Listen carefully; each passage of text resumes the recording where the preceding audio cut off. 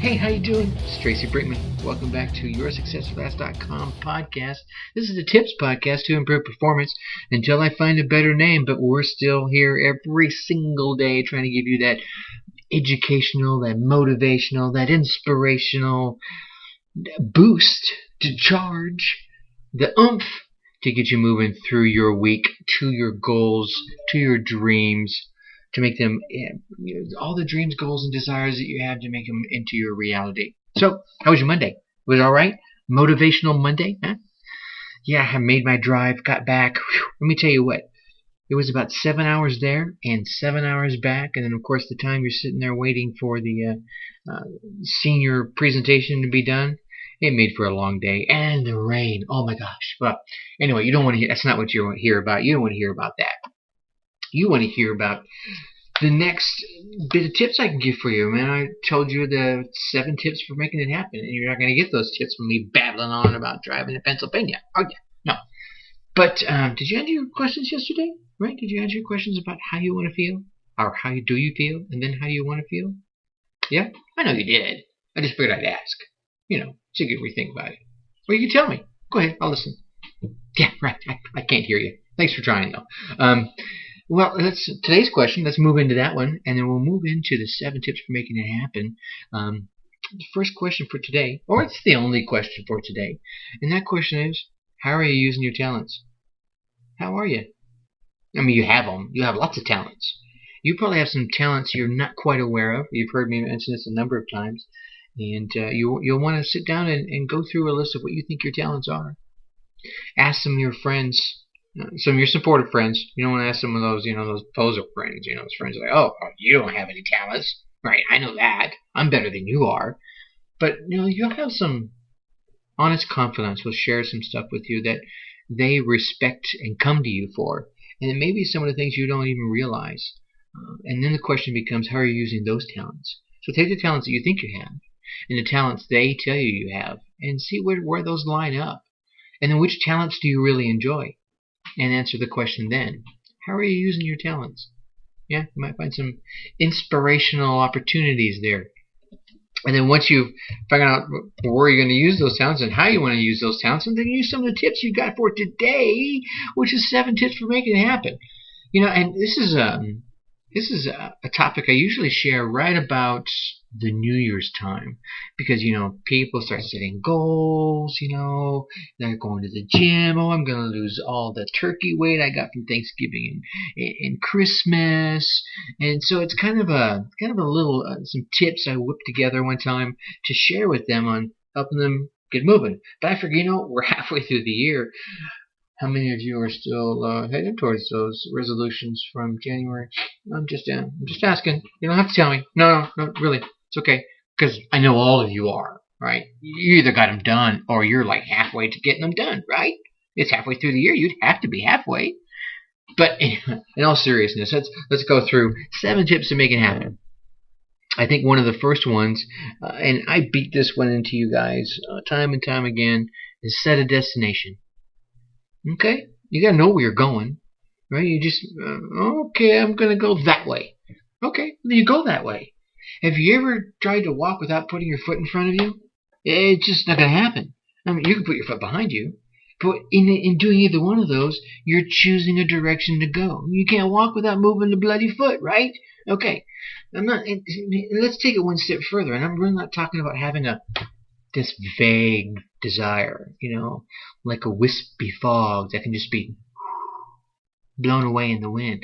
I'm talking about knowing almost to a T exactly what you want. And if you can name it to a T, even better. Saying I want to be rich, not so hot. Saying I want to have $1 million in my bank account, well, that is a whole other story. So set a destination. Know where you're going. Okay? Number 2. Now this one here I don't beat into you so often, but I hope you realize I honestly believe it's true. Because if you're the kind of person that comes and listens to this type of podcast, you are a worthy traveler. And I want you to know you're a worthy traveler. And realize you have the ability to change. I mean, you have this awesome potential to do wonderful things. And again, I'm not trying to blow motivational smoke into your ear, but it's a fact. right? Just because of the fact that you can have the wherewithal and have the gumption to click play. Oh, wow, this is YourSuccessAtLast.com. Let me listen to this podcast here. Right? We try to give you these little inspirations every day, but knowing that you're a worthy traveler and realize you have the ability to change, that's a principal way to get and stay inspired all the time. Because when you realize you have this amazing ability to change your life immediately and completely, you're going to do it. You're going to take that first step. And you're going to go, wow, I did it. And you're going to take the next step. You go, wow, I did it again. You'll take the next step, and maybe it'll meet with an obstacle. Well, I already did the first two. I know I can do this one too, right? The greatest discovery of the generation is that the human being can alter his life by altering the attitudes of his mind. William James said that. That one has stuck in my head for a long time. So know that you're a worthy traveler. Know that you can get things done. Okay? So have your goals and realize you can get there. Okay? Now, number 3, you got to map a route. Right? Sounds simple. And here's the cool thing. If you sit down today and say, I want to get from here to there, and you start mapping out, I think this is the best path to get there. Well, it may be today.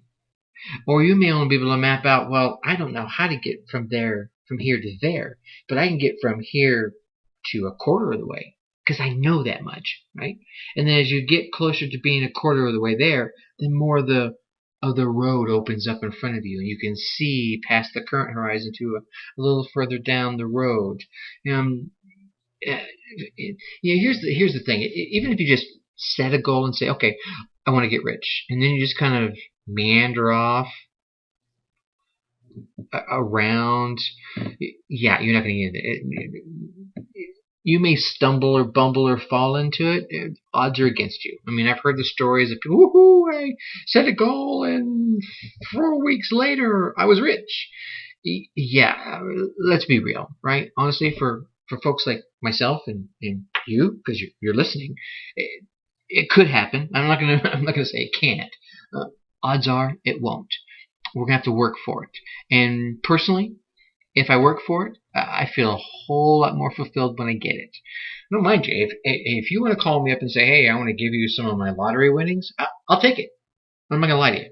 Happily. Right? Tracy at YourSuccessAtLast.com or Tracy at SuccessAtlas.com. Either one of those, shoot me an email, give me your phone number, I'll call you up. We can work out the logistics of giving me some of your lottery winnings. But in the meantime, I'm going to go about working towards my goals, and I'd like you to do the same. So you're going to have to plan your route. You're going to set yourself up with a map to your road. And again, map out as far as you can see. And as you start traversing the terrain, you'll be able to see further, and you'll keep on mapping. This isn't a one-time shot. This is kind of an iterative process. You're going to do it again and again and again. And as you sit down to map out your route, be realistic, okay? Don't just go pie in the sky. Think big, but be realistic, right? You want to be a realistic optimist, or as an optimistic realist? Probably an optimistic realist. You want to be realistic about the things that are down there, but you want to be optimistic about your ability to get them done. Okay? Don't ask yourself to cover impossible terrain or rough terrain without proper preparation. I mean, you're not going to go four-wheeling without taking a little bit of training, right? Otherwise, you're going to end up with a quad runner on your tummy. Or maybe you're going to lose some teeth. We've all seen the videos, right? If not, go YouTube it. Go ahead. So, all right. Number 4, rev your engines. I like this one. I wrote that down. Rev your engines. I want you to start anew every single day. I want you to pop up out of bed with a smile on your face, even if you're going, oh my gosh, I stayed up too late last night. Maybe you stayed up too late last night because you were mapping out your goals. And you were like, oh my gosh, I can do this. I can see this happen. You can feel that charge coming up inside you. All right? Get up, rev your engines every day. If you take a positive step towards your goal every single day, whatever little step you take, you do one little thing.